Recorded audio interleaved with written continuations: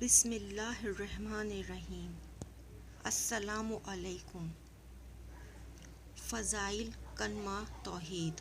حدیث پاک میں آیا ہے کہ جو ایک مرتبہ اس کلمہ کو پڑھے گا وہ اس شخص کے مانند ہوگا جس نے کسی بھی قوم کا ایک غلام آزاد کیا ہو۔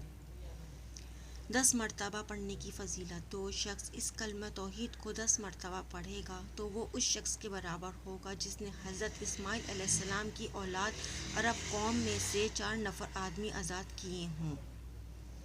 100 مرتبہ پڑھنے کی فضیلت۔ جو 100 مرتبہ یہ کلمہ توحید پڑھے گا اس کو 10 غلام آزاد کرنے کے برابر ثواب ملے گا اور اس کے لیے 100 نیکیاں لکھ دی جائیں گی اور اس کی برائیاں 100 مٹا دی جائیں گی، اور یہ کلمہ اس کو شیطان سے بچائے گا، اور قیامت کے دن کوئی بھی اس سے افضل عمل پیش کرنے والا نہ ہوگا۔